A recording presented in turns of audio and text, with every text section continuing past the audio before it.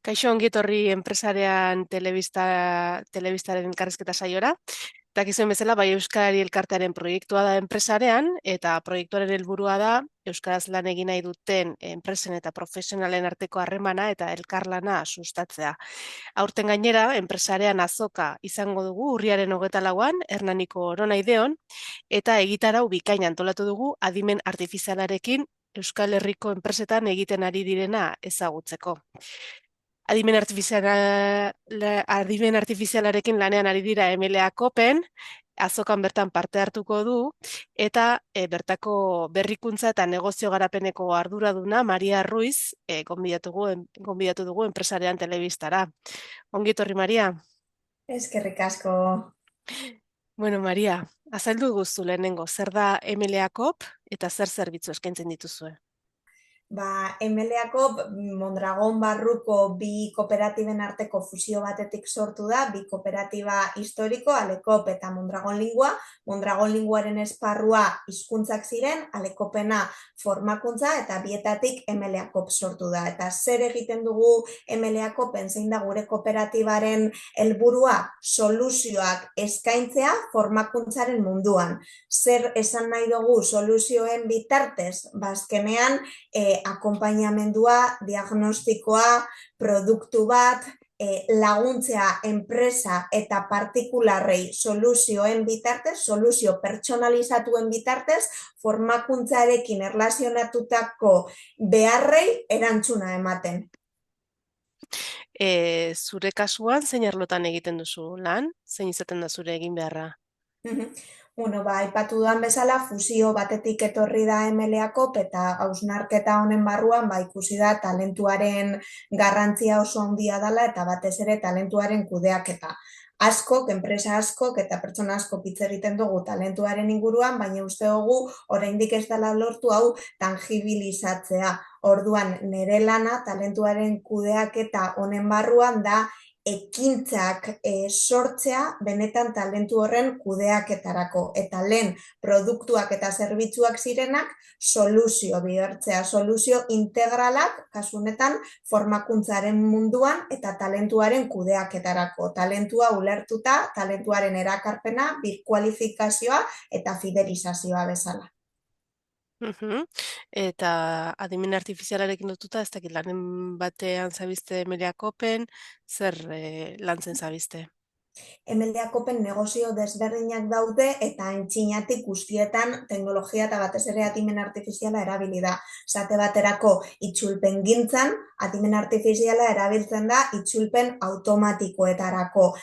Idatzizko memoriak itzultzerakoan hizkuntza batetik bestera, garbitzeko memoria hauek itzulpen hauen kalitatea erresteko eta azkartzeko prozesu horretan, formakuntzaren negozian ere aspalditik erabiltzen da, esate baterako edukiak, ariketak automatikoki sortzeko, ebaluaketarako baita ere, adibidez, ahozko azterketa batean, hizkuntza baten ahozko azterketa batean, ebaluatzaile automatiko bat edukitzeko adimen artifizialaren bitartez. Eta horrela, lortuko genuke pertsonek askotan azterketatan edukitzen dugun subjektibotasun puntu hori, murriztea edo desagertzea, eta gainera, bolada batzuetan volumena inaundia danean ebaluaketena murriztea pertsonen artean egon behar den mugimendu hori ebaluaketak egin ahal izateko tresna baten bitartez. Orduan, horiek dira negozio zehatzen adibide zehatzak, baina guztietan transversalki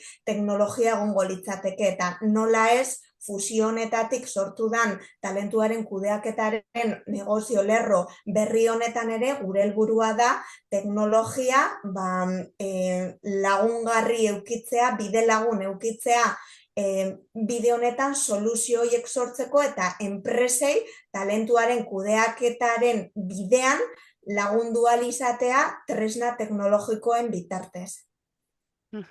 Soluzioren bat edo sortuta duze orain, edo oraindik arakatzen ari zarete horretan? Talentuaren kudeaketaren lerroa nahiko berria da, komentatu dizuedan bezala, fusio honetatik etorri da, lehenengo helburua izan da pixkat dauden negozioei indarra ematea, bultzatzea eta hor teknologiaren posizionamendua zehaztea eta azkenengo hilabetetan kooperatibatik hasi gara talentuarekin, hasi gara interbentzio txiki batzuekin, baina oraindik lana dago aurretik talentuaren esparru honetan. Mhm. Eta adimen artifiziala aipatu duzu, ez? Adimen artifizialak iraultza ekarriko duela esaten dute askok, ez dakit ados zauden horrekin. Bai, nik uste dut adimen artifiziala eta teknologia orokorrean azkenean gure egunerokotasuna guztiz aldatzen duela, aurrerapen bat dela eta batez ere enpresei dagokienez nik uste dut gakoa dela egokitzeko gaitasuna alde batetik eta bestetik ondo ulertzea teknologia tresna bat dela eta ez dela helburua.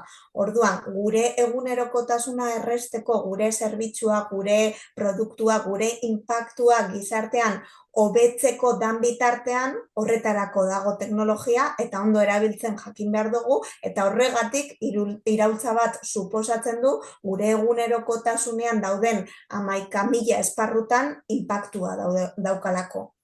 Mhm. Zetan uste duzu aldatuko duela enpresetan lan egiteko modu hori, adimen artifizialak? Nik uste dut, gainera talentuarekin lotuta dagoela galdera hau. Nik uste dut gakoa birkualifikazioan egongo da. Hau da, erabiliko ditugun tresnak prozesuak hobetzeko esate baterako guztiz aldatuko dira. Orduan, bertan egongo garen pertsonen perfilak pixkat aldatu beharko dira edo ez aldatu gaitasun berri batzuekin osatu. Eta uste dut hori izango dela erronkarik handiena bai enpresentzat, baita unibertsitate, ikastetxe, formakuntzan lan egiten dugun enpresentzat, pixkat birkualifikazio hori, egokitzea langileen eta pertsonen gaitasun hoiek tresna hauen potentziala ahalik eta hobetoen erabili ahal izateko eta baita erarik egokienean ere. Mhm. Zuen sektorian, ez dakit, 5 urte barru, nola ikusten duzu, ze aukera berri sor ditzake zuen bezeroentzat, edo ze soluzio berri, ez, adimen artifizialak?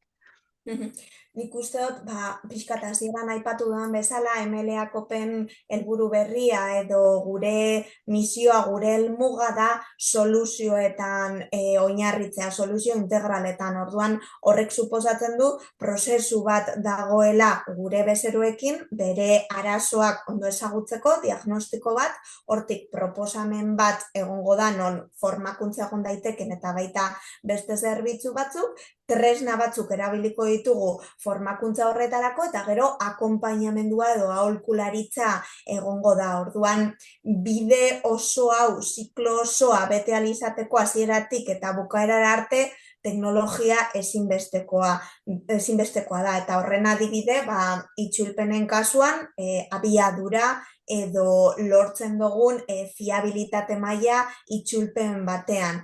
Formakuntzaren kasuan, azkenean tutore adimentsuak kriston iraultza izan dira formakuntzarako eta dira guretzat. Orduan, ikusita gizartearen beharrak aldatzen direla, esate baterako bezero korporatibo baten kasuan hizkuntza bat ikasi nahi duenean, flexibilitatea malgutasuna behar du. Orduan, horrelako teknologiek laguntzen digute mota horretarako formakuntza bat eskaintzen edo talentuaren kudeaketaren inguruan hitz egiten dugunean, erakerpena egiteko, hau da, pertsona langile berri bat aukeratzerako orduan, tresna bat eukitzea prozesu hori estandarizatzeko eta modu egituratu batean egin ahal izateko eta ezagutzaren transferentzia bat emateko pertsonen artean ziklo horiek modu egoki batean egiten direla ziurtatzeko, teknologia ezinbestekoa da eta nik uste dut bide horietatik joango dela gure esparruan edukiko duen inpaktua.